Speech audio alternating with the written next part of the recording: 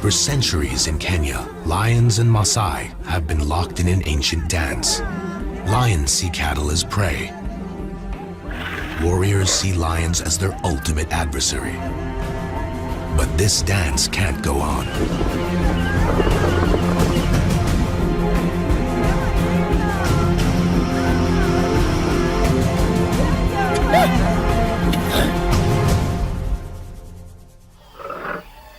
Lion, one of Africa's most iconic big cats, admired, feared, and loved worldwide. They seem invincible.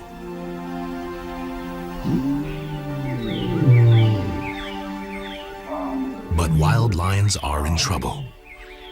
Experts predict they may be gone from Kenya by 2030. 50 years ago, Kenya had 30,000 lions. Today, there are less than 2,000. Every year, 100 more lions disappear, but nowhere are they vanishing faster than in the land of the Maasai. Elikin and Selenke are Maasai land lions. They're both well-known cattle killers and like outlaws on the most wanted list of the Maasai. They're lucky to be alive. Their sister was speared a month ago. Elikin and Selenke are collared research lions, part of a group being studied by scientists trying to find ways to protect them. They live on the Maasai group ranch called Imberikani, just north of Mount Kilimanjaro.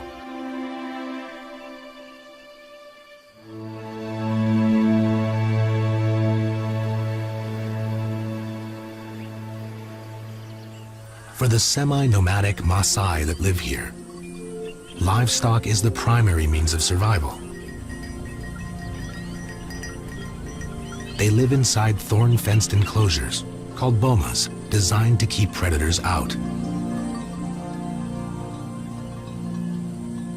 Almost 10,000 Maasai live on Imberikani, and each year they lose hundreds of their animals to the lions. Kenya just suffered its worst drought in 2 decades.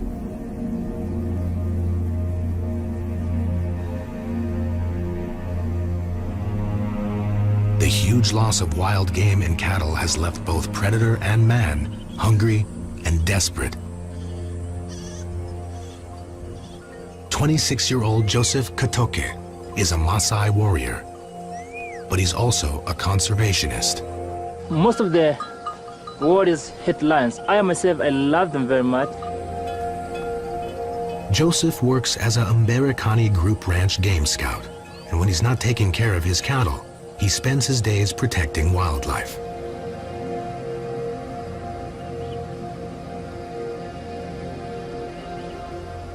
Today, like many others lately, Joseph has been called in to mediate.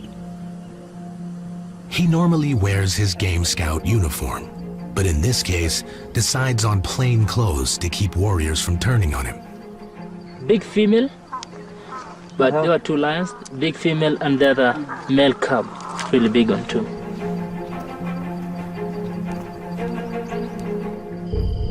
The lions broke into the boma last night.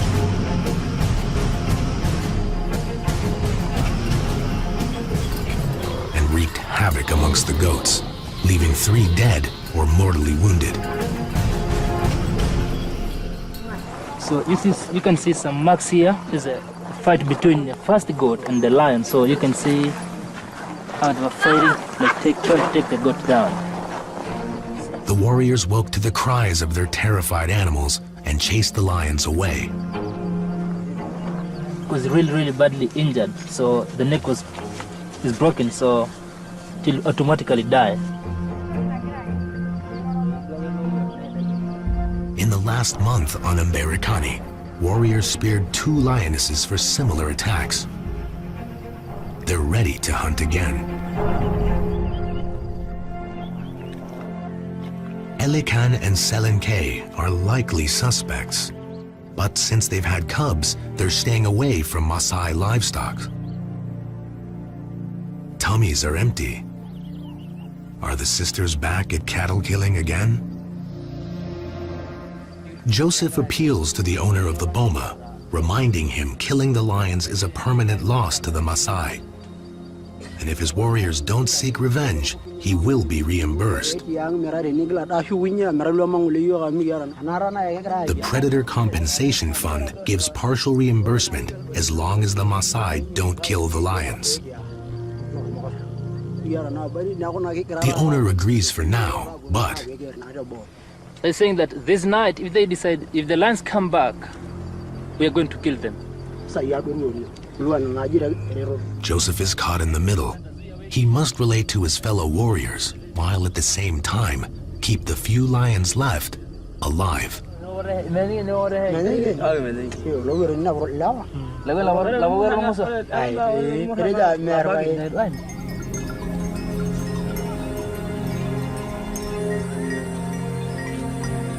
Merikani is a Maasai-owned communal ranch, and still an unfenced wilderness.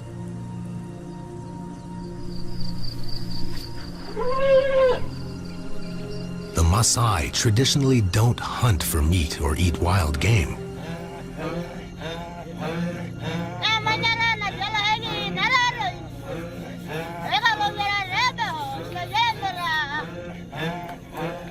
But warriors live to prove their bravery by hunting lions.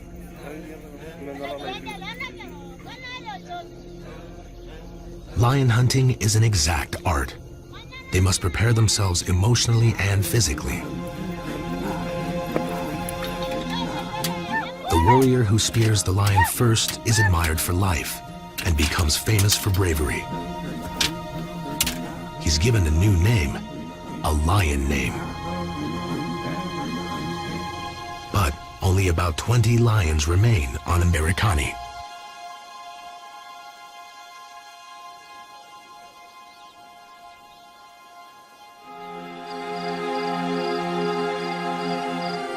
Nimoy, another collared lioness, lives inside an impenetrable whistling thorn forest.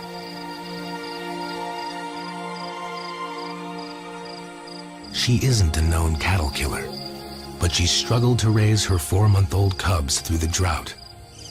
She's already lost one, possibly by starvation.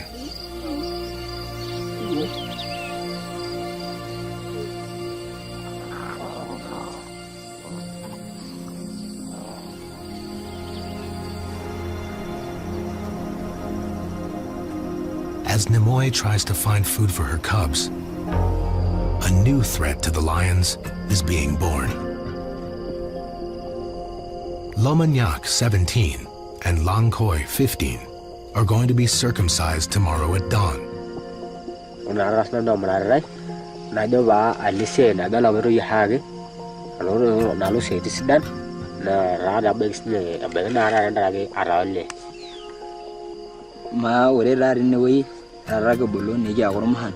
Na ore dora ra nene kununu ne nkinyala ro nkihake kembare ni nyali ngwesi nkihu amure ni nyala na ra ne akona ra mu nyala ne nkiteng.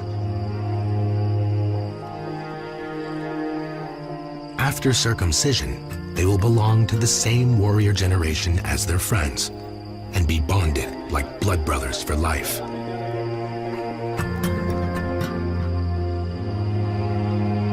A new warrior generation is created about every 15 years. As the brothers mentally prepare for their ordeal, their mother shaves their heads.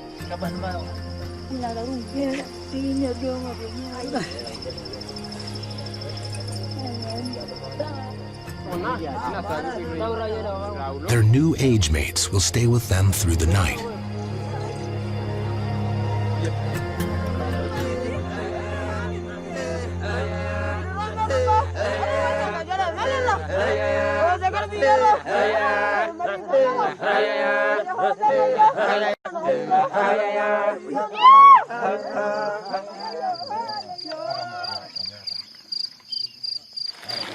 How much do you? Yeah. How much do you back? Yeah.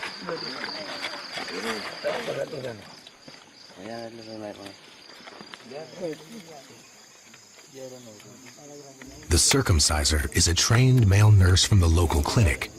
He uses a sterilized scalpel to continue an ancient practice, until recently done with an old blade.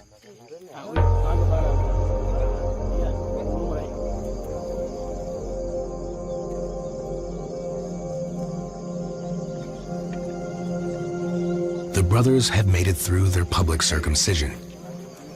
They've passed the first test of warriorhood.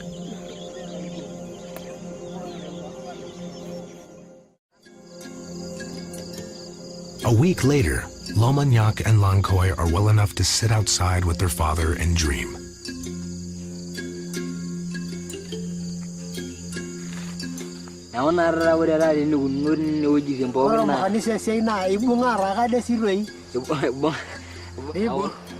Following circumcision, new warriors wear traditional initiate black for 3 months and carry bows and arrows.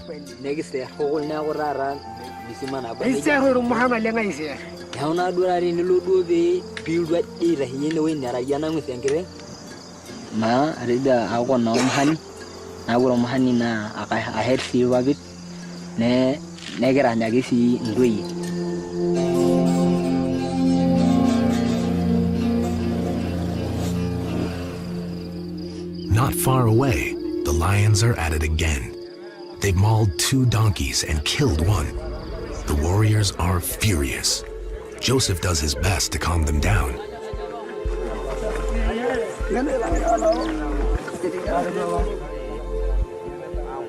The research team has also arrived.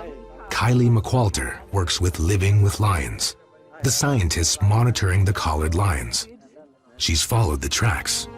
And Elikin and Selenkei are not responsible. The lions that did this are 2 half-grown cubs.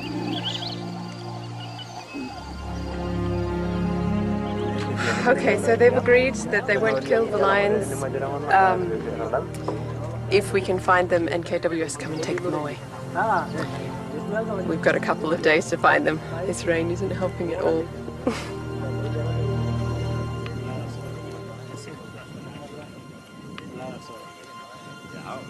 The 2 14-month-old cubs responsible for both Boma attacks are orphans. Their mother was speared 2 weeks ago. You know, we are very suspicious they can be killed at any time. And already, you know, we lost their mother just 2 weeks ago. And again, we might end up losing again the 2 cubs which has been left surviving alone. They are right now orphans. Joseph thinks the cubs will be hunted, and he's noticed that the main lion hunters are nowhere to be seen. Ask me in Turkey or somebody who can give us any information. He suggests to his commander that they quietly follow up on the missing warriors.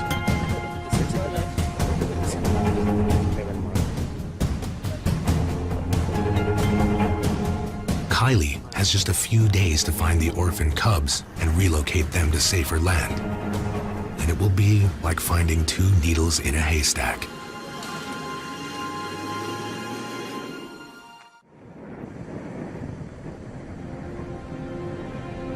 Living with Lions researcher Kylie McQualter has only a few days to rescue the orphaned lion cubs, or the warriors may hunt them.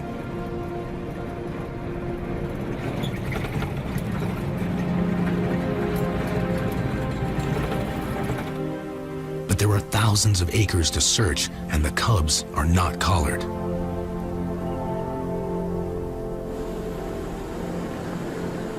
Her fellow lion scientist Stephanie Dolrenry and her Maasai assistant are looking for Elikin and Selenkei.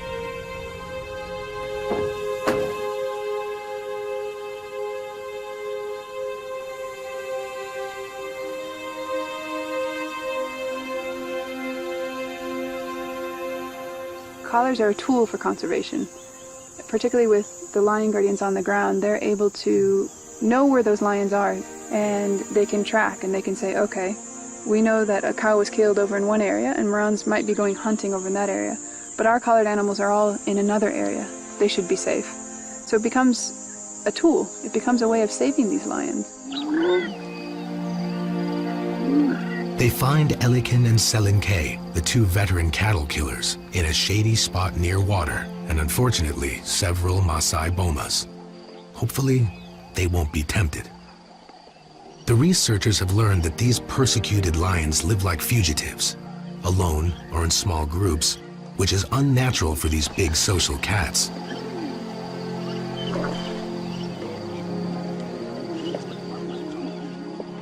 Lions usually live in prides, with an average of 10 or more animals in many places in Africa.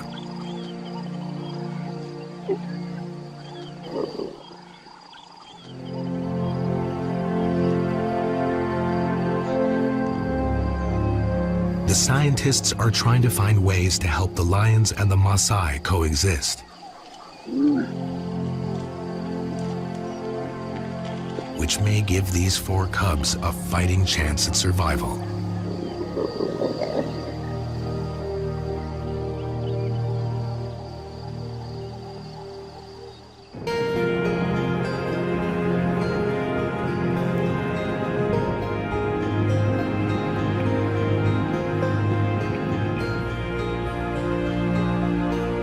Joseph goes back to the donkey boma to find out what his age-mate warriors are doing.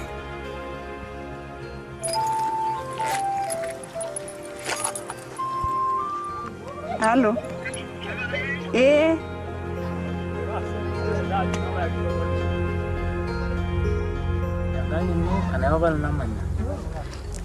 Hello, Papa. Pagana. Kanya say group ranjuriya. Ayo irinta bless. Iro ningo la ringo la ngani bolle la yonga diano rini. Ya wona mi into ninga de wuri no. Alama yu. Kai kirika nasa.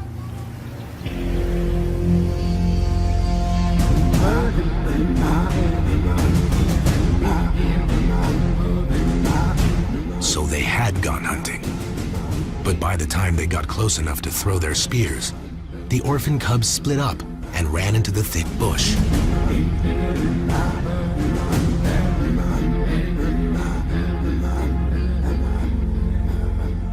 That's when they gave up. Some lost interest and others were afraid of getting into trouble.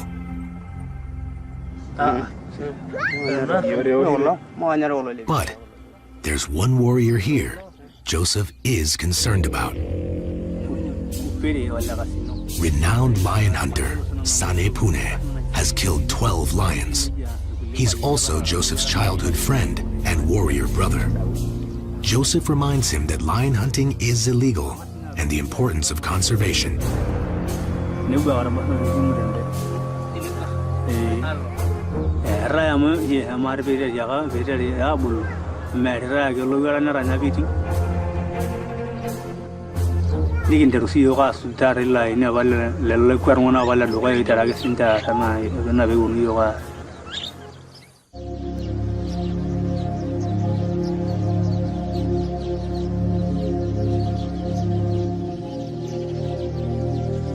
Finally recovered from their circumcision, the two brothers Lomanyak and Langkoi face another test on their way to becoming warriors.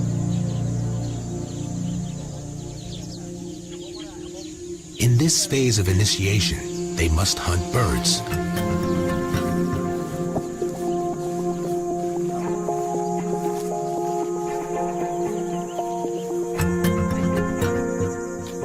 It's difficult to knock a bird out with a blunt handmade arrow.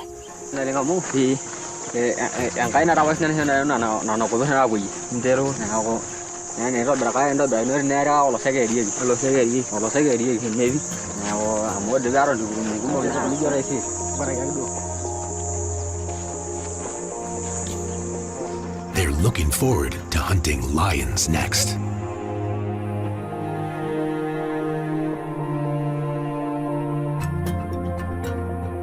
Meanwhile, on the other side of Mberikani, Tom Hill, the co-founder of the Predator Compensation Fund, is preparing to meet with local Maasai elders and chiefs.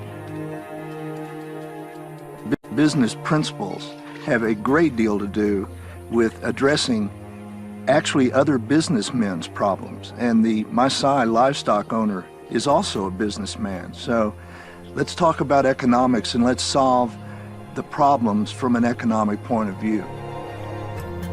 Tom was brought into the fight to save the lions by an old friend. Richard Bonham, a Kenyan, has lived on Mberekani for almost 3 decades.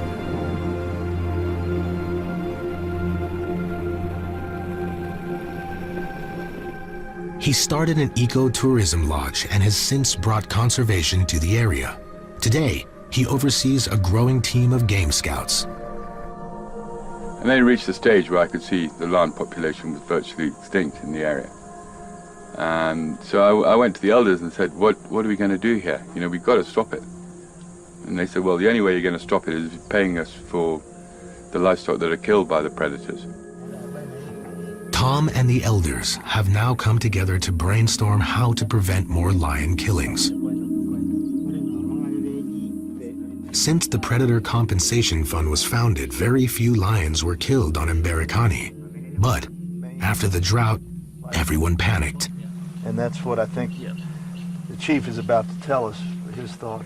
17 lions have been killed in the greater area surrounding Mberekani in the last 5 months.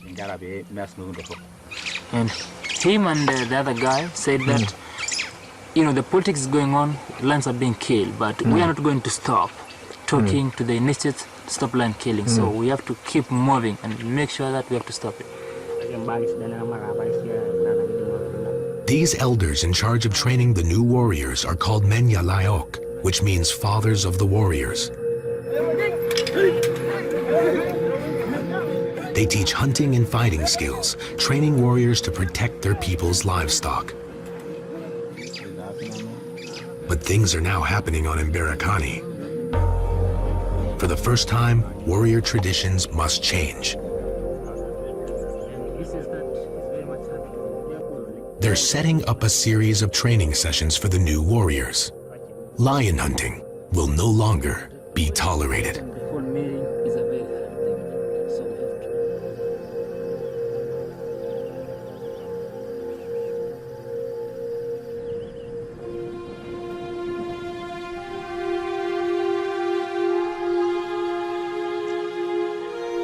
Kylie McQualter and her research assistant are still searching for the 2 orphan cubs.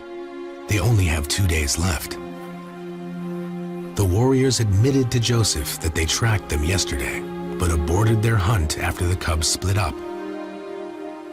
Without collars, the cubs are hard to track. We eventually found tracks of one cub and followed the tracks all the way to the river, and then lost the tracks again. So we've come up here now to look for the tracks of the second cub. We've had no luck so far, so things are not looking good.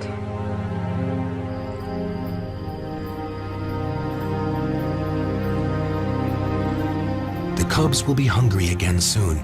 They may be too young to survive on their own and will probably break into another boma.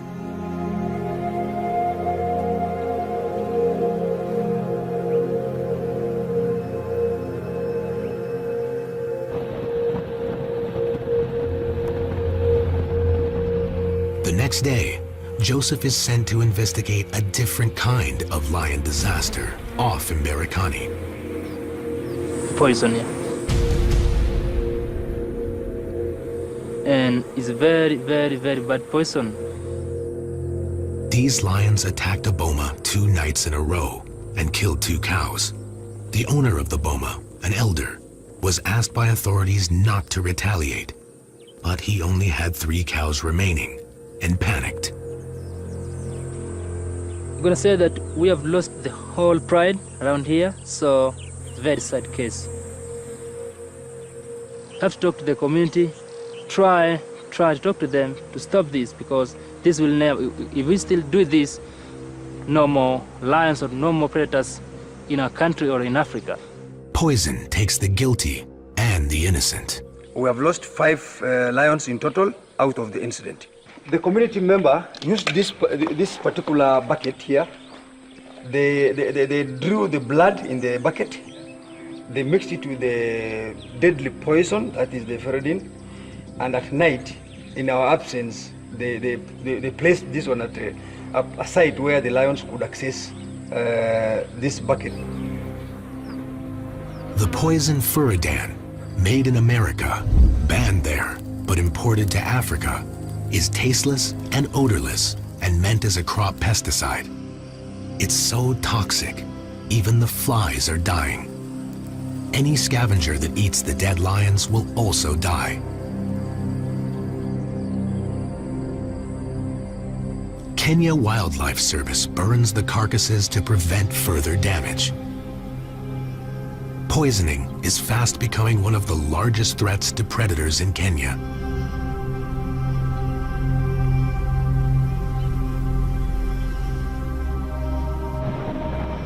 That night, Joseph is called into the Game Scout headquarters. A sting operation is underway to arrest a lion hunter. An informer told Kenya Wildlife Service that Sane Pune went after the 2 orphan cubs this afternoon and speared one. But basically, the cub is already injured. So what the plan right now on the ground is KWS to team up with our team, that is the mobile one, which is right down there at Kwesu, to team up this night and track this guy, because already we are made to understand that some of the informer knows exactly where he is. So the notorious lion hunter. Yeah.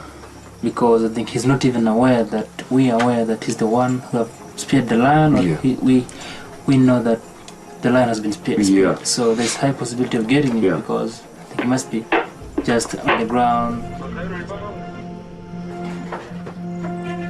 Joseph wants Sane Pune to be caught, even though this puts him in an awkward position. He's among of my best friends in Berikani Group Ranch, and also in my age set. He's the one who have speared the lion that the 2 cubs that the mom has been killed the last 2 weeks, and up to now, according to the report we have had, is that the lion has been speared badly and also badly injured. Just told everyone, and I just told my office and the whole security team that if Sane Pune is there, we'll automatically lose the lion, and this is what happened right today.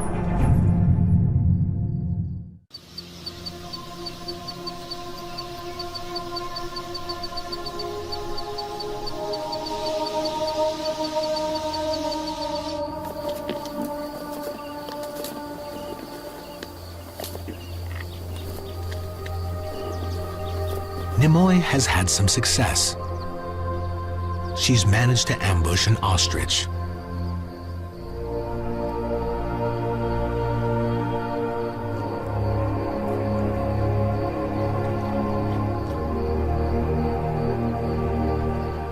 Ostrich are plentiful after the drought, but killing one on her own is an achievement. They're fast and agile and can deliver a surprising lethal front kick. Somewhere in Mberikani, the Kenya Wildlife Service are holding Sane Pune in custody. Nimoy is oblivious to the drama playing out on her behalf and on behalf of all lions in Maasai land. If her success continues, it may be the turning point for Nimoy and her 2 remaining cubs.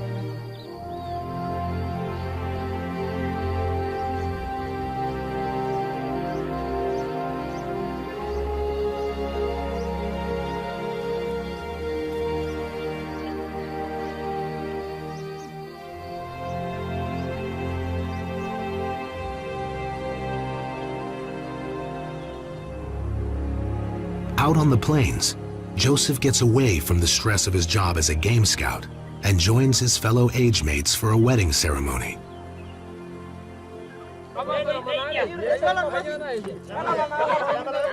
Everyone knows that Sane Pune was arrested last night and that Joseph played a role in it. The Kenya Wildlife Service is questioning the lion hunter right now.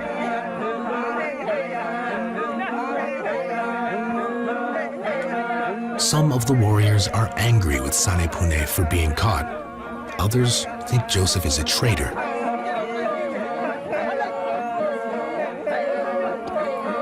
Joseph wants this to be a warning to his age mates. But his heart continues to walk the fine.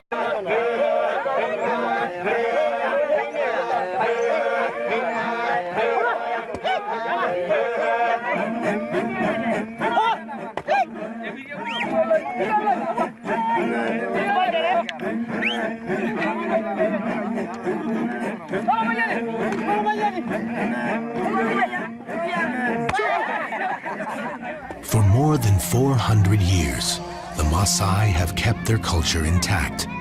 At its core is the lion-warrior love-hate relationship. Most songs and legends are about lions and warriors. If lion hunting goes from Maasai culture, what can replace it? And what else will go next? The next morning, in the whistling thorn forest, Nimoy watches the vultures come in, attracted to her ostrich kill.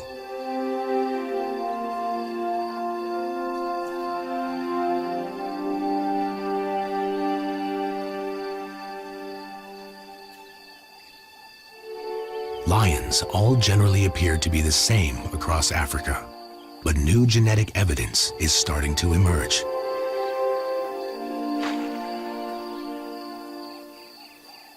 Prides sampled in East, West, and South Africa all seem genetically distinct, and there is concern that lions from different areas probably don't interbreed.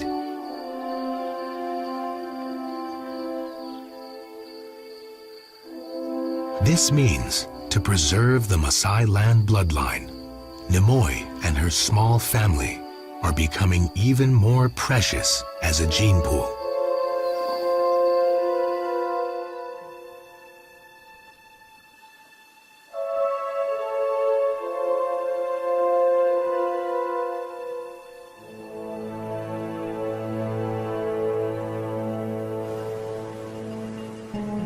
Lamanyak and Lankoi are on their way to the first initiate training meeting, usually held under a tree, but today in a donated community church.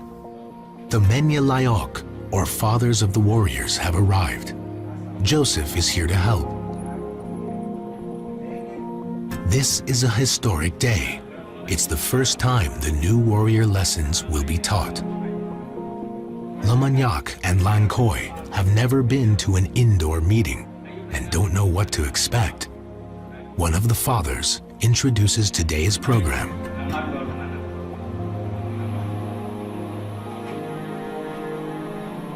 They're going to watch a training film in Ma language called We Don't Kill Lions Anymore. Lankoi has never seen a film before.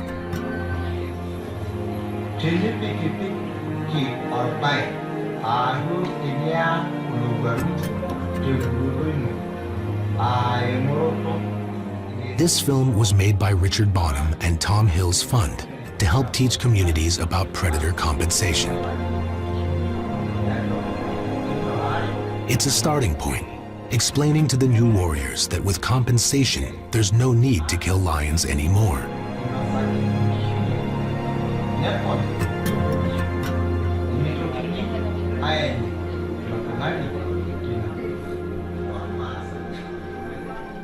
For two future warriors who dream of lion hunting, the message is loud and clear.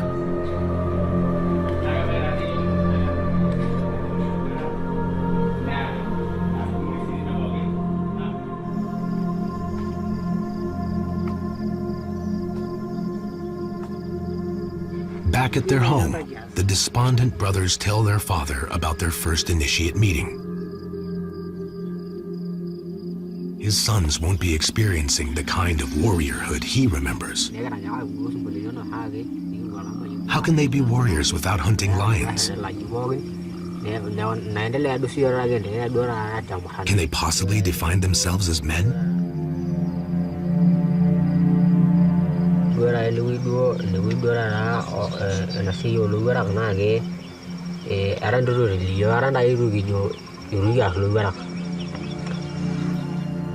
There are still many more Menya Layok meetings to come.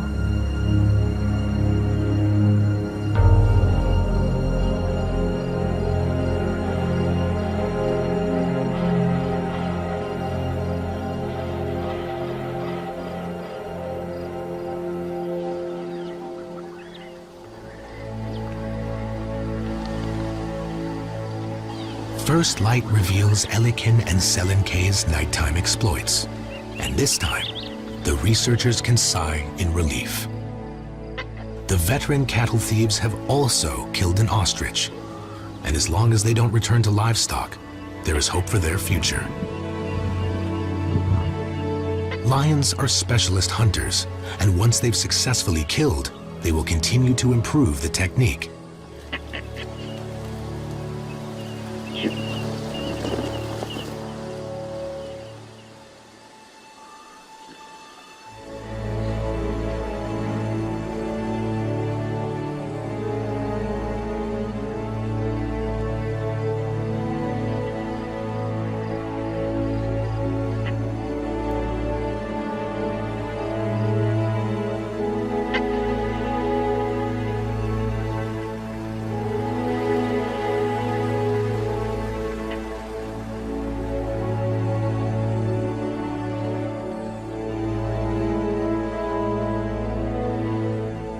Kenya's lions are more than iconic symbols that bring tourist dollars to help support the economy. As top predators, their role in the ecosystem is vital.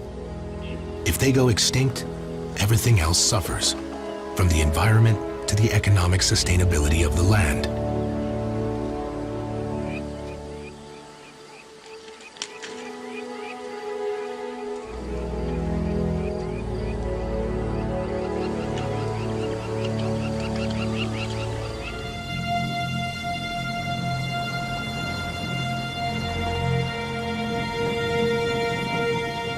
Sanepune, the notorious lion hunter, has been released by the Kenya Wildlife Service.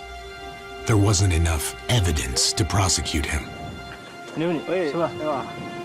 But there's still been no sign of the cubs, and Joseph decides to visit the lion hunter to see how he's doing. As angry as Joseph is, he's still Sanepune's warrior brother, and this will never change. Sanepune is glad to see Joseph, and feels comfortable enough to tell his side of the story.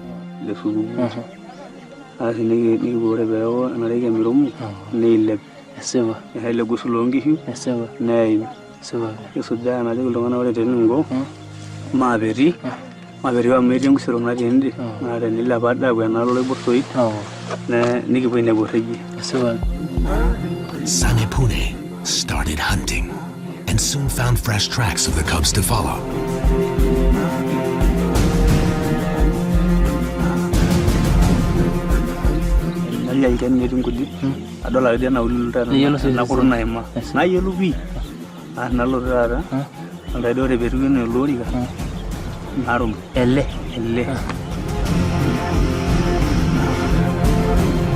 He carefully approached the shade tree and took aim. Sanepune is known for never missing his mark.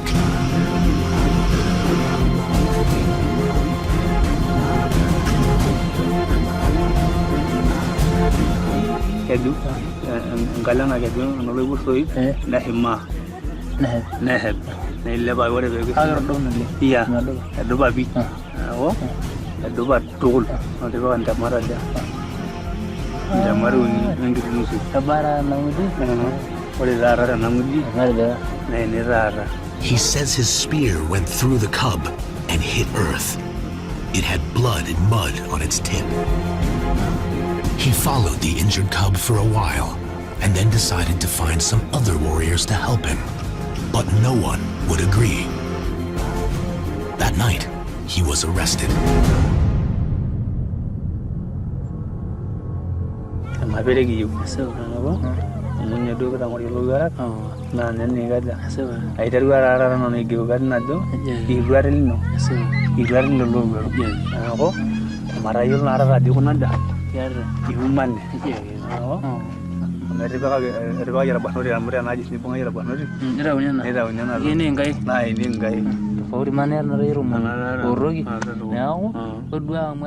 Joseph reminds his age mate that he's already killed 12 lions, and in Maasai culture, killing more than 9 is bad luck.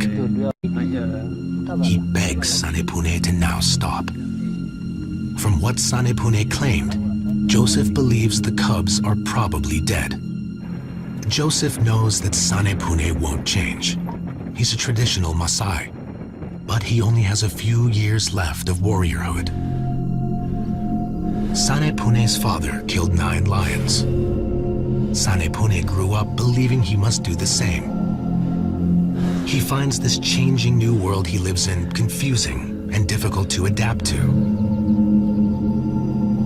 He's a dying breed of warrior that may soon become part of Maasai legends.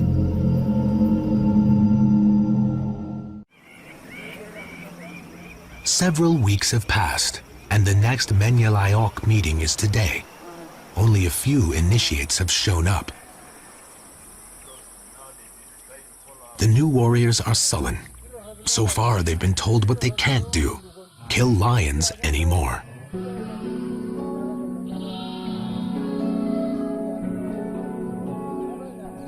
Tom Hill and Richard Bonham are here to support this grassroots initiative. Let me make it very clear that the ideas that you're hearing here today and the projects and the activities, the benefits that you will realize in the future are not coming from our ideas, but are coming, in fact, from your own people. The modern warrior education includes Maasai tradition, but introduces conservation, healthcare, and education. The fathers try to make the new lessons sound appealing.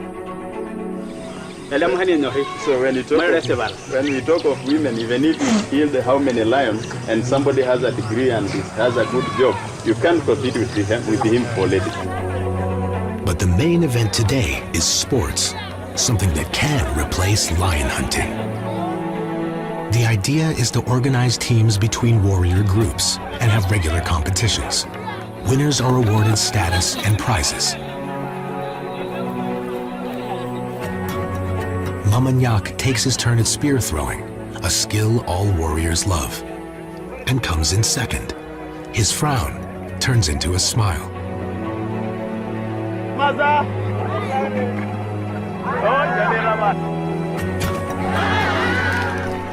The day is a success, and next time more will attend. There are close to 1,000 new warriors on Mberikani alone. This story is only beginning for these teenagers, and the future is unknown. But as they continue their training, perhaps some will become different kinds of lion warriors. Research assistants that work with scientists, safari guides, and of course game scouts, following in the footsteps of Joseph. The same evening, the males of Mberikani are back. Both research lions are on patrol visiting their females. Shore and Manuele are among the few carriers of the Maasai land lion genetic profile, and as their great paws strut across these plains, they are the link to its survival.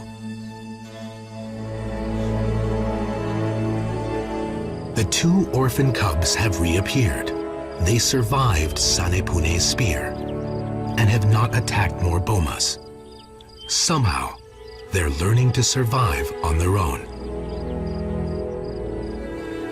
It's going to be up to the new warriors and the elders leading them to find the solutions. But for now, Lamanyak and Lankoi are just trying to cope with the new things they're learning. In